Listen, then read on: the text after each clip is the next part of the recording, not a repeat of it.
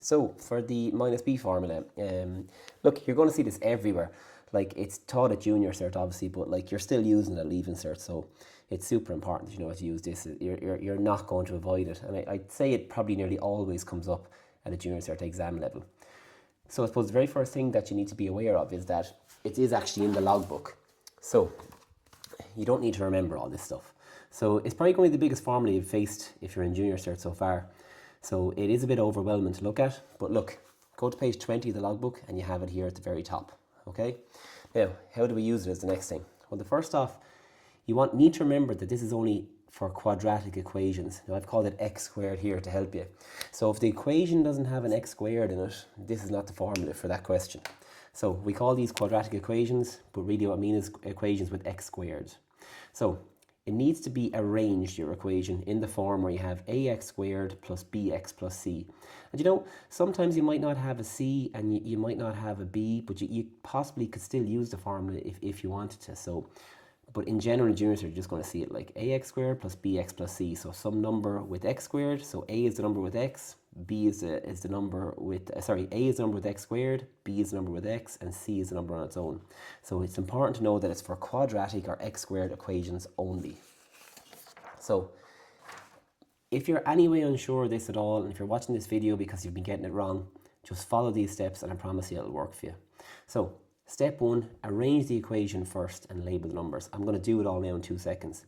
Step 2, write out the formula. I know that might seem like boring to have to write the formula out again, but it's a really good way of getting used to using this formula correctly.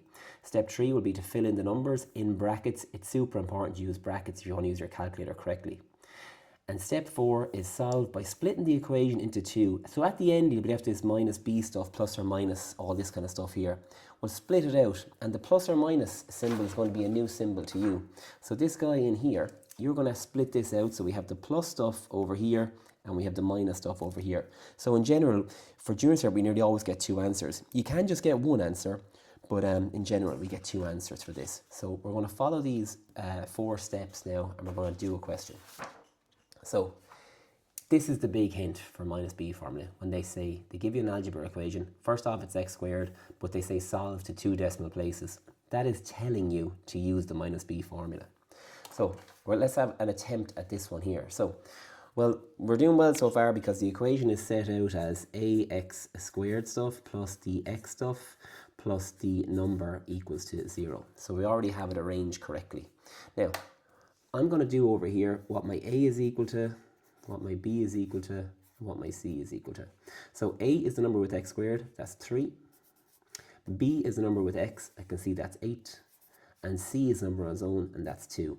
Now, I'm going to write out the formula. So that's minus b plus or minus the square root of b squared minus 4ac all over 2a.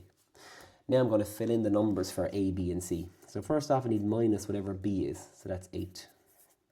Then I'll do my plus or minus, and then the square root of b squared, that's 8 squared, minus 4 times a, which is 3, and times c, which is 2. And the reason I'm using brackets is when we come up to negative numbers, it'll make our life way easier. All over 2 times a, and that's 2 times 3. So again, b has been replaced by 8, a has been replaced by 3, and c has been replaced by 2, and again a on the bottom replaced by 3. Now I would think a very good option here is to actually do the part under the square root bracket first. Now you can put it all into your calculator in one go, but it's very easy to get that wrong. So what I'm going to suggest is we rewrite this as the minus 8 plus or minus. Now I've gotten rid of the brackets because minus times 8s in brackets is just a minus. So I'm going to go square root. Now I'm going to put this stuff here under the square root. I'm not including the square root, just the stuff under the square root into my calculator. Exactly the way I have it here with brackets. So it's bracket 8 squared minus 4 times bracket 3 bracket 2. And I hit equals. So I got like 40 for that. So square root has stayed there. I've just done the stuff in brackets here. I'm going to replace this by 40.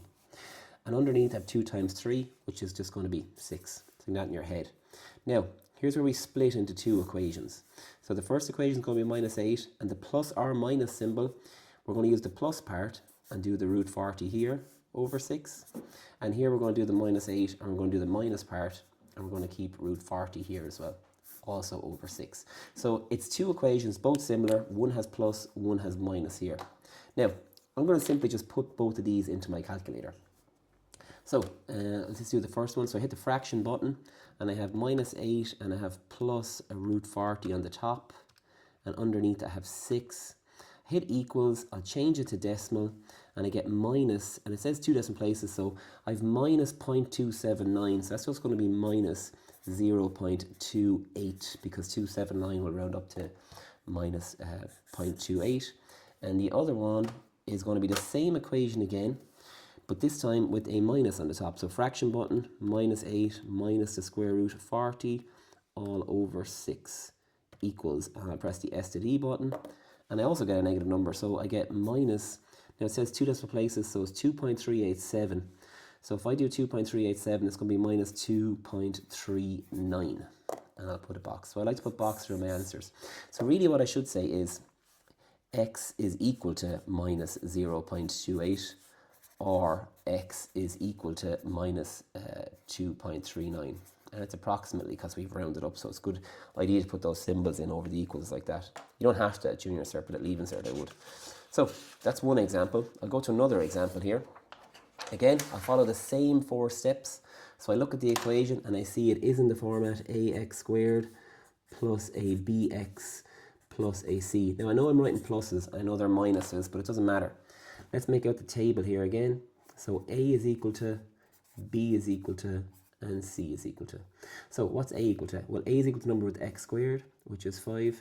Just while we're doing that, if you just had a regular x squared with no number, the number with x squared on its own would be 1. So in case you're practicing, that comes up. So the plus b, the b is the number with x. I'd say the most common mistake I see in across the whole paper, but especially it comes up here, is people always forget to include the minus with the 4 here. So that number with x is minus 4, not just 4. So b is going to be minus 4, and c is going to be equal to the number here on its own, which is minus 2. Now, again, I suggest to write out the formula, minus b plus or minus the square root of b squared minus 4ac all over 2a. Now, let's fill it in. So we have minus, what's b? It's a minus 4. So I end up with a minus 4 like that. Because the minus was in the formula, but b was also a negative 4 as well. So the square root of b squared. So b is replaced by minus 4, and that's squared. Minus 4 times a, which is 5, and c, which is minus 2. And that's all over 2 times a, which is 2 times 5. Now, so I'm going to do a little bit of sorting out in brackets first, just to make my life a bit easier.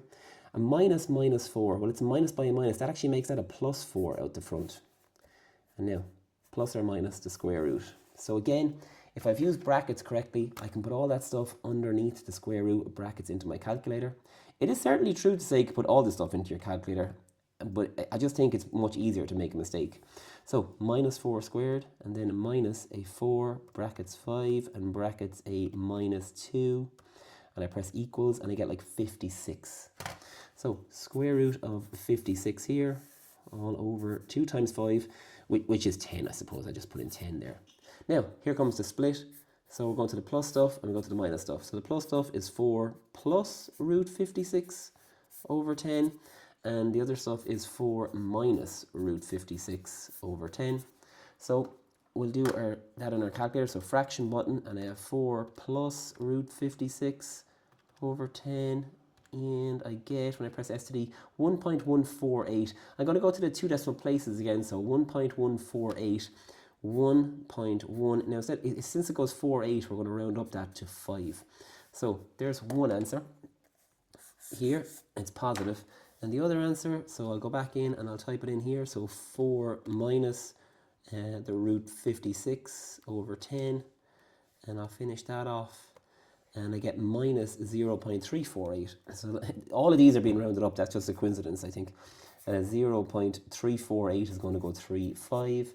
And again, a box around that. So I have like x equal to this stuff. And you write or x equal to that stuff, I suppose, right? And the very last one that I'll do is just one, I just took some from papers and I looked them up, and you just can get caught out pretty easy on some of these. So what about this one here? Well, if we look at step 1, and we know step 1 has to be arranged as in ax squared plus bx plus c, or x squared stuff, then x stuff, then a number equal to 0. This isn't like that. So we have a number on this side and we have the x squared on the other side. So what I'm actually going to do is I'm going to bring over this 7. Bringing over that 7 leaves me with nothing over here. And I have 2x squared plus x. And now when that 7 comes over, it becomes a minus 7. So having this 0 equal to this stuff is the same as having it equal to 0. So I can actually just write it like this also.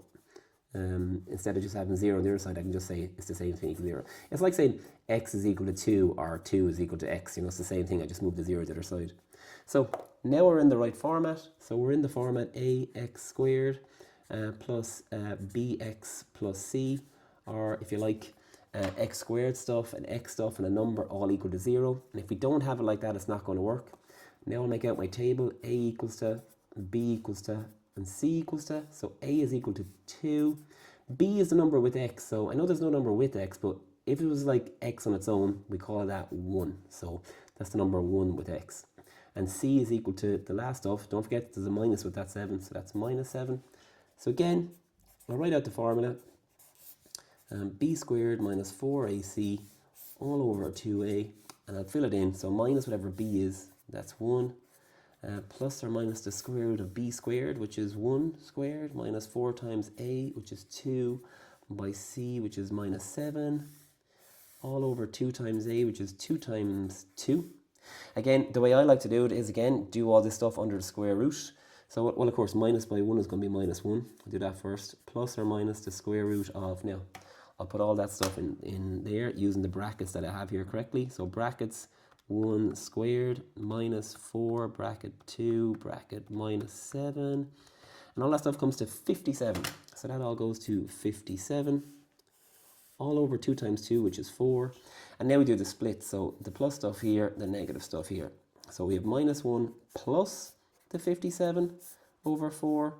Or we have minus 1 minus the square root. Oh, I said 56 there, didn't I? 57 over 4. And again, we'll do that stuff in our calculator. So we'll do minus 1 plus root 57 on top over 4. And I get, press S to D, 1.637.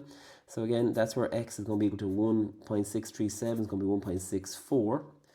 Or, and I'll just change the sign to a minus in here. It can be quicker to do it that way if you're that capable on your calculator. Equals, and I get minus 2.137. So that's going to be x equal to 2.137. It's going to be 1, 4. And that's it. So there's my two roots, or quadratic roots. Oh, I forgot the minus. There we go.